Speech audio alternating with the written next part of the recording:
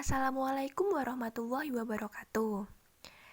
Kami dari kelompok 6 akan mempresentasikan hasil dari diskusi kami, yaitu tentang perencanaan dan operasionalisasi usaha. Kelompok kami terdiri dari 6 orang, yaitu Areza Fitra, NIM 2019-582, Ivi Nikmatun, NIM 2019-584, Dea Amalia, NIM 2019-587, Nada Vernika, NIM 2019-601, Rizky Dwi, NIM 2019-602, dan Bagas Yunus, NIM 2019-622.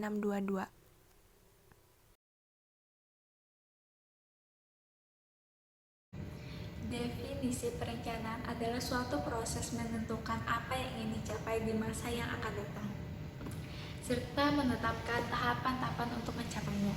Perencanaan yang baik untuk sebuah usaha baru dirumuskan secara SMART. Yang pertama, spesifik, yaitu menetapkan pentingnya target yang spesifik di mana target harus mendetail dan jelas. Misal, tingkat penjualan setiap bulannya meningkat 10%. Untuk menetapkan tujuan yang spesifik, harus menyampaikan kepada tim seluruh harapan dan keinginan dengan spesifik. Yang kedua, measurable. Apa yang ingin dicapai harus bisa diukur. Mengukur kemajuan akan membantu tim untuk tetap berada dalam jalur yang benar dan merasakan semangat ketika memperoleh hasil yang menggembirakan di setiap pencapaiannya. Yang ketiga, achievable. Tujuan yang ditetapkan haruslah bisa dicapai. Target tidak boleh dibuat terlalu mudah untuk performa standar tim, tapi juga tidak boleh terlalu sulit sehingga terasa mustahil untuk dicapai. Target yang ditetapkan dapat dicapai jika mengembangkan perilaku, kemampuan, keahlian, dan kapasitas finansial untuk mencapainya. Yang keempat, reasonable. Masuk akal adalah hal yang harus dipenuhi oleh tujuan yang ingin dicapai. Jangan membuat tujuan yang terlalu sulit sehingga tidak mungkin untuk mencapainya. Yang terakhir yaitu kelima, trackable, dapat menentukan target dengan kerangka waktu, yaitu memberikan deadline pencapaian target. Oke, selanjutnya saya akan menjelaskan tentang analisis jabatan. Nah, menurut para ahli, analisis jabatan adalah proses mempelajari dan mengumpulkan informasi yang berhubungan dengan operasi dan tanggung jawab suatu pekerjaan tertentu. Nah, di sini analisis jabatan punya tujuan. Yang pertama adalah untuk menilai pelatihan dan kebutuhan pengembangan karyawan. Yang kedua, untuk memeriksa tujuan dan sasaran pekerjaan tertentu terpenuhi atau tidak. Yang ketiga, untuk meningkatkan karyawan sekaligus output manusia. Di sini saya akan menjelaskan tentang metode pengumpulan informasi analisis jabatan. Metode pengumpulan informasi analisis jabatan sendiri itu terdapat 4 bagian, yaitu ada metode kombinasi, metode wawancara, metode observan, dan metode angket. Yang pertama yaitu kita mulai dari metode wawancara. Metode wawancara adalah pekerja diseleksi langsung dan diwawancarai secara langsung di tempat pekerjaan mereka atau yang terkait langsung dengan pekerjaan analisis. Berarti, para penyeleksi ini menyeleksi langsung pihak-pihak yang diseleksi di tempat mereka. Diseleksi diwawancarai berdasarkan informasi jabatan yang diseleksi tersebut. Kemudian yang kedua yaitu metode observan, yaitu dalam mengumpulkan informasi dengan mengamati individu yang melakukan pekerjaan itu dan mencatat untuk menguraikan tugas dan kewajiban yang dilakukannya. Jadi, pihak-pihak yang menyeleksi ini langsung melakukan pekerjaan di lapangan, melakukan observasi bagaimana individu-individu yang diseleksi itu di lapangan. Diobservasi mengenai tugas-tugas yang diberikan berdasarkan jabatan yang dianalisis. Kemudian yang ketiga adalah metode angket. Berarti yang bersangkutan diminta untuk memberikan data-data mengenai jabatannya dengan kata-katanya sendiri. Berarti pihak yang diseleksi ini diminta oleh pihak penyeleksi untuk memberikan atau menjabarkan jabatannya sesuai dengan pemikiran mereka atau sesuai dengan definisi pemahaman mereka sendiri.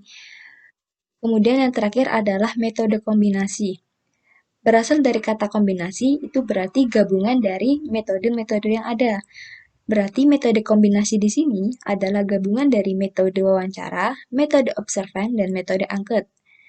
Jadi, setelah melakukan wawancara, maka langsung diobservasi di lapangan. Kemudian, setelah diobservasi, langsung disuruh untuk memberikan informasi mengenai jabatan mereka sesuai dengan bahasa mereka sendiri.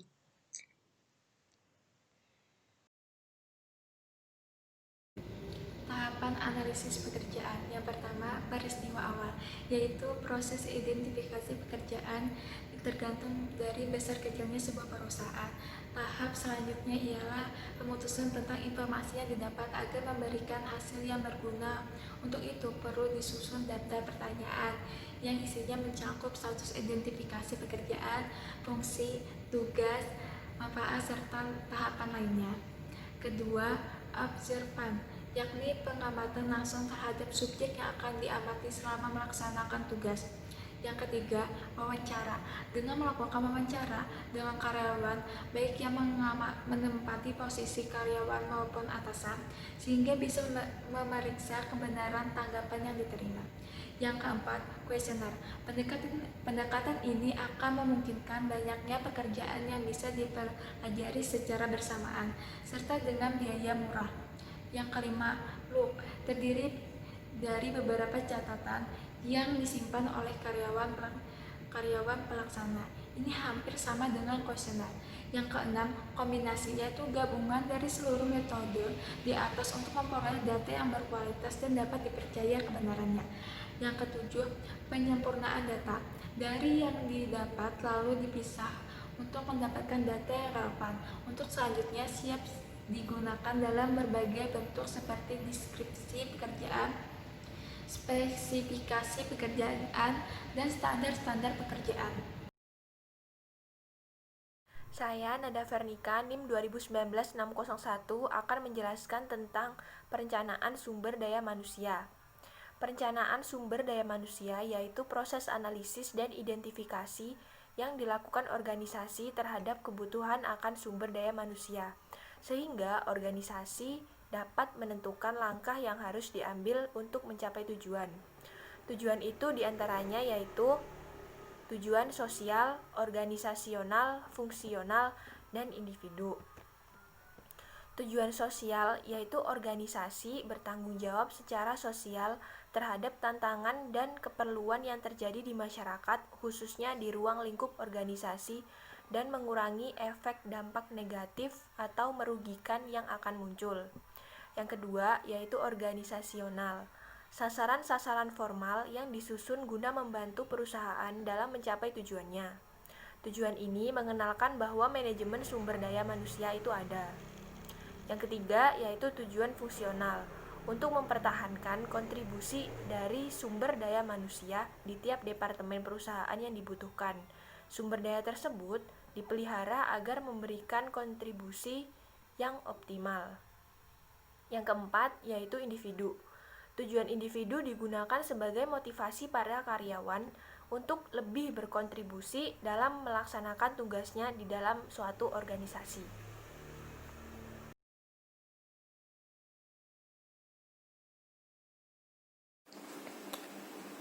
Sekarang saya akan menjelaskan tentang proses perencanaan SDM. Nah, yang pertama adalah persediaan tenaga kerja saat ini. Langkah paling awal yang bisa dilakukan dalam memulai perencanaan SDM yaitu menilai ketersediaan sumber daya manusia yang ada di perusahaan. Yang kedua adalah kebutuhan SDM di masa mendatang. Langkah selanjutnya dari perencanaan SDM yaitu menganalisa kebutuhan tenaga kerja di masa mendatang. Nah, yang ketiga adalah perkiraan permintaan SDM. Di sini, HR bisa mencocokkan tenaga kerja yang ada saat ini dengan perkiraan kebutuhan tenaga kerja di kemudian hari dan membuat demand forecast atau perkiraan permintaan. Yang terakhir nomor 4, strategi dan pengimplementasian SDM. Di sini setelah mengetahui kekurangan yang dibutuhkan dari evaluasi supply dan demand SDM, HR bisa mengembangkan strategi berdasarkan perkiraan permintaan SDM yang sudah dibuat. Nama saya Rizky Dwi Septias Fajar, NIM 2019-602. Saya akan menjelaskan tentang pengadaan tenaga kerja. Pengadaan tenaga kerja adalah suatu proses untuk mendapatkan tenaga yang berkualitas dan memberikan harapan yang baik pada calon tenaga kerja tersebut untuk membuat lamaran guna bekerja pada instansi atau perusahaan tersebut. Nah, tujuan dari pengadaan adalah menerima pelamar sebanyak-banyaknya sesuai dengan kualifikasi kebutuhan perusahaan dari berbagai sumber, sehingga memungkinkan akan terjaring calon karyawan dengan kualitas tertinggi dari yang terbaik.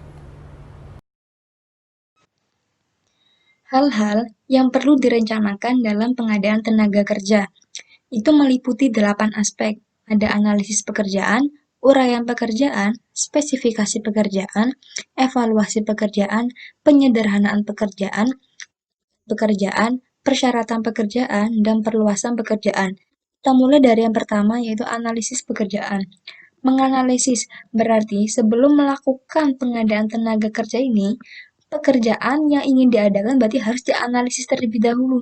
Ini pekerjaannya itu baik apa tidak, pekerjaannya jelas atau tidak, harus transparan agar tidak abu-abu. Kemudian, uraian pekerjaan. Berarti setelah dianalisis, berarti kan diuraikan, dijelaskan, diteliti lebih dalam lagi. Bagaimana sih pekerjaan ini? Apa sih untungnya jika mengadakan tenaga kerja ini? Apa juga untungnya kepada pekerja-pekerja yang akan mengikuti program tenaga kerja ini? Yang ketiga yaitu spesifikasi pekerjaan. Berarti setelah dianalisis, diuraikan, lah kita langsung diketahui ini spesifikasinya itu maksudnya ke apa. Misalnya, kita ambil contoh tenaga kerja wanita luar negeri.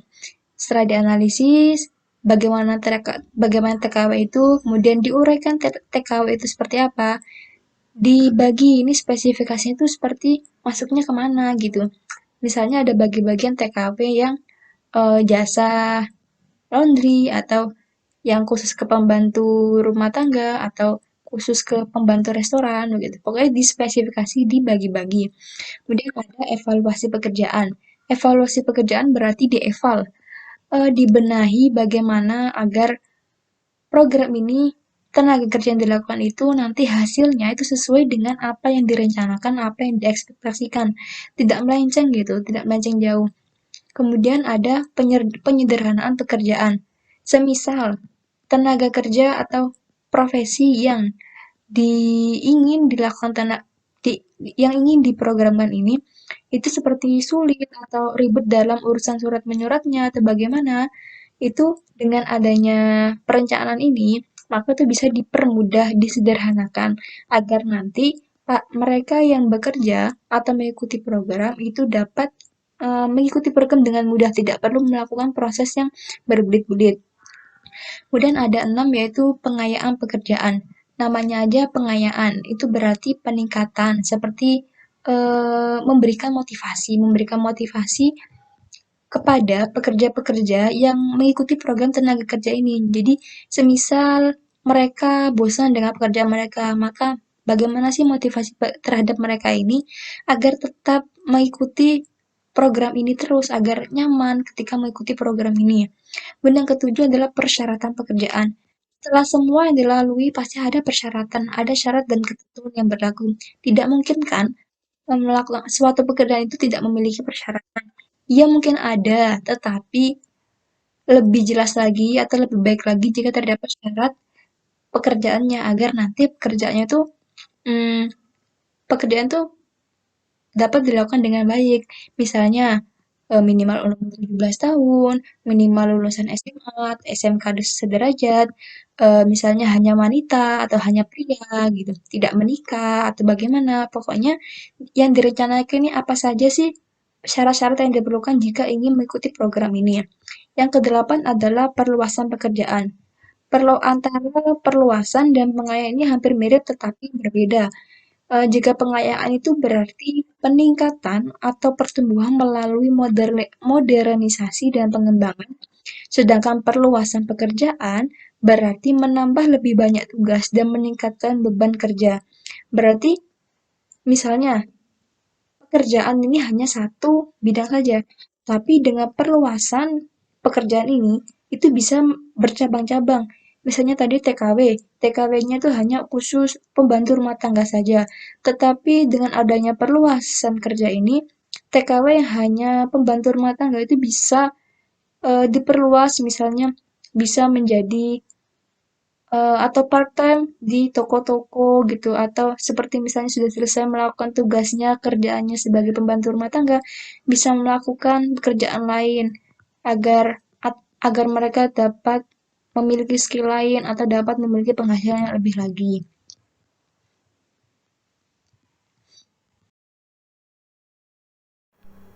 Pelatihan dan pengembangan sumber daya manusia untuk bisnis yang baik.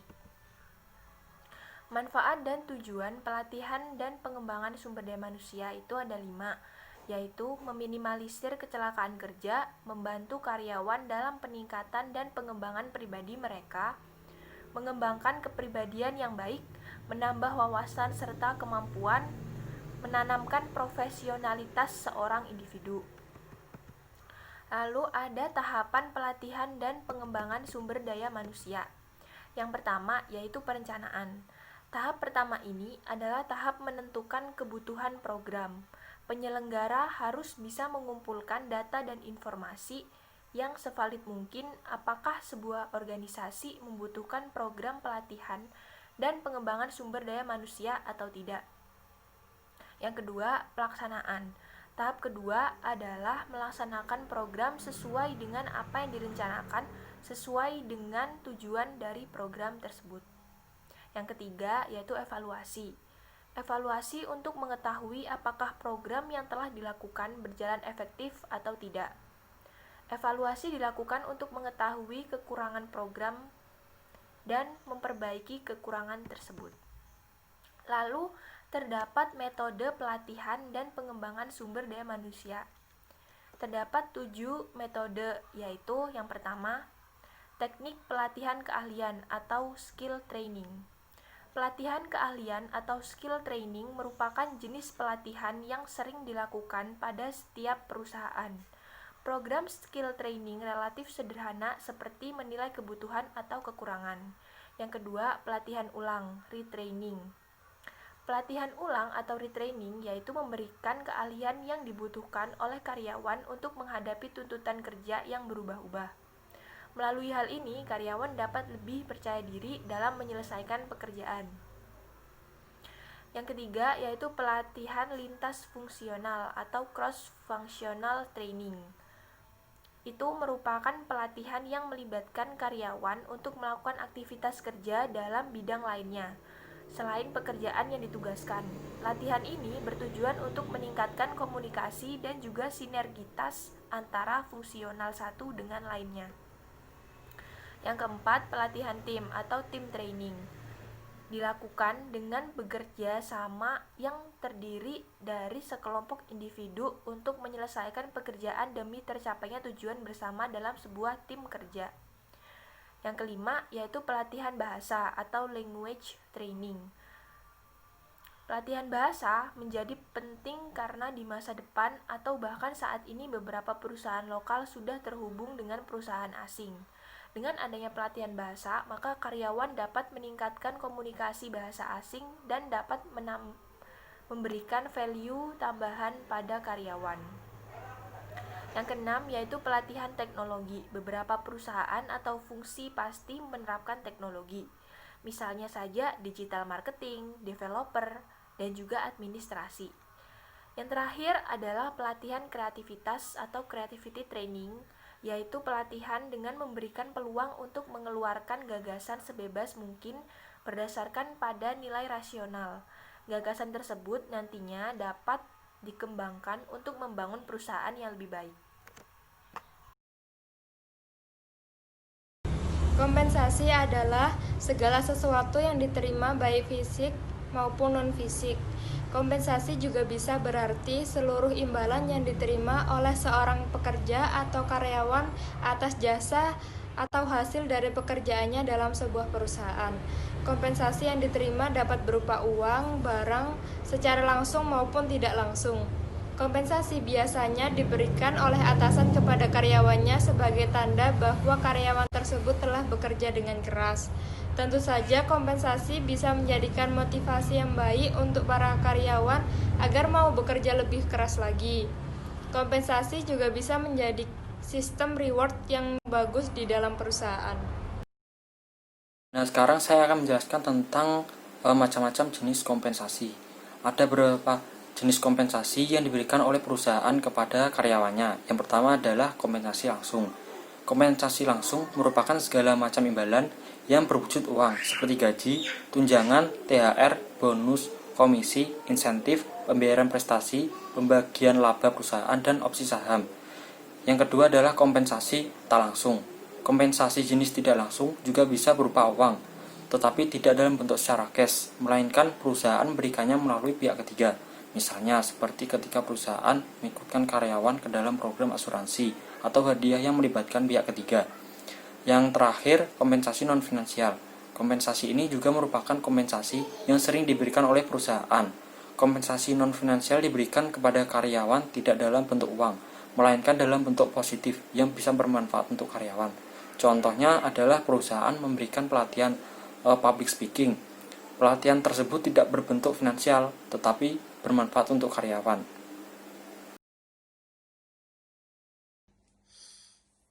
Saya Bagas Yunus Fernando, NIM 2019-622, akan menjelaskan tentang perencanaan karir. Perencanaan karir adalah suatu perencanaan tentang kemungkinan seseorang karyawan, suatu organisasi atau perusahaan sebagai individu meniti proses kenaikan pangkat atau jabatan sesuai persyaratan dan kemampuannya. Dengan demikian, perencanaan karir merupakan suatu proses yang digunakan seseorang untuk memiliki karir dan mengambil langkah-langkah untuk mencapai tujuan karirnya. Untuk meniti karir, seorang karyawan harus memiliki atau memenuhi persyaratan tertentu guna mendukung peningkatan karirnya. Keberhasilan karir seseorang dipengaruhi oleh hal berikut. 1. Pendidikan formal. 2. Pengalaman kerja. 3. Kinerja di kompetensi. Yang keempat, faktor nasib. Keselamatan dan kesehatan kerja atau bisa disebut K3 adalah suatu upaya untuk menjamin dan menciptakan kondisi lingkungan yang aman, sehat, dengan memelihara kesehatan dan keselamatan kerja di perusahaan untuk mencegah atau mengurangi kecelakaan akibat kerja. Terdapat alat pelindung diri, yaitu perlengkapan wajib yang digunakan saat bekerja sesuai bahaya dan risiko kerja untuk menjaga keselamatan pekerja dan orang di sekitarnya. Alat pelindung diri itu meliputi alat pelindung tubuh, alat pelindung kepala, dan juga alat pelindung anggota tubuh. Saya akan menjelaskan tentang alat pelindung tubuh. Itu terdapat 3, yaitu apron atau celemek untuk melindungi tubuh dari percikan bahan kimia dan suhu panas. Yang kedua, safety vest atau rompi keselamatan kerja yang bertujuan untuk mencegah terjadinya kontak atau kecelakaan yang bisa dialami oleh rekan kerja, keluarga, pekerja, konsumen. Yang terakhir yaitu safety cloth atau alat pelindung tubuh untuk melindungi rekan kerja, keluarga dari hal-hal yang membahayakan saat bekerja, mengurangi resiko terluka, dan juga digunakan sebagai identitas pekerja. Alat pelindung kepala. Yang pertama, helm pelindung yang berfungsi untuk melindungi kepala dari benda-benda yang dapat melukai kepala. Yang kedua, kacamata pengaman yang berfungsi untuk melindungi mata dari paparan partikel yang melayang di udara, percikan benda kecil, benda panas, ataupun uap panas. Yang ketiga, penutup telinga yang berfungsi untuk melindungi dari kebisingan ataupun tekanan. Yang keempat, masker yang berfungsi sebagai alat pelindung pernafasan saat berada di area yang kualitas udaranya tidak baik. Yang kelima, pelindung wajah yang berfungsi untuk melindungi wajah dari paparan bahan kimia, percikan benda kecil, benda panas, ataupun uap panas, benturan atau pukulan benda keras dan tajam.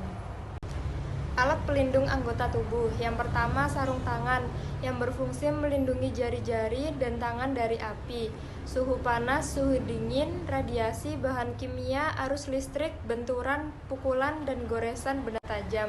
Yang kedua, sabuk pengaman yang dipakai saat menggunakan alat transportasi serta untuk membatasi ruang gerak pekerja agar tidak terjatuh. Yang ketiga, sepatu boot atau sepatu pelindung yang berfungsi untuk melindungi kaki dari benturan, tertimpa benda berat, tertusuk benda tajam, terkena cairan panas atau dingin, uap panas, bahan kimia berbahaya, ataupun permukaan licin.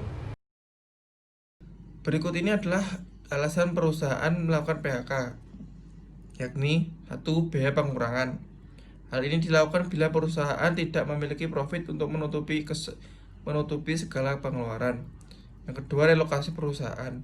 Pemindahan perusahaan ke negara atau area lain terkadang menjadi alasan perusahaan harus merumahkan karyawannya. Salah satu alasan karena alih-alih harus memindahkan karyawan, perusahaan lebih memilih untuk mencari karyawan baru di tempat yang baru. Efisiensi karyawan. Efisiensi karyawan jadi salah satu sebab perusahaan melakukan PHK. Perusahaan yang kadang-kadang melakukan PHK ketika merasa perlu mengambil proses atau posisi yang berlebihan demi operasional perusahaan yang lebih efisien. Yang keempat, kemajuan teknologi. Melalui kemajuan teknologi, banyak karyawan akhirnya mengalami PHK lantaran mereka telah menyimpan dengan robot. Dapat diketahui bahwa satu robot mungkin bisa menggantikan 2-3 tugas sekaligus, dan itu memaksa anggaran perusahaan. Yang kelima, perusahaan dibeli atau melakukan penggabungan. Alasan perusahaan melakukan PHK adalah bila sebuah perusahaan dibeli oleh perusahaan lainnya atau memutuskan untuk bergabung dengan perusahaan lainnya. Pasalnya, perubahan ini dapat mengarah pada perubahan pucuk pimpinan perusahaan dan arah perusahaan. Hal tersebut dapat mempengaruhi perubahan manajemen hingga pola karyawan. Sekian dari kelompok kami. Berikutnya adalah sesi tanya jawab.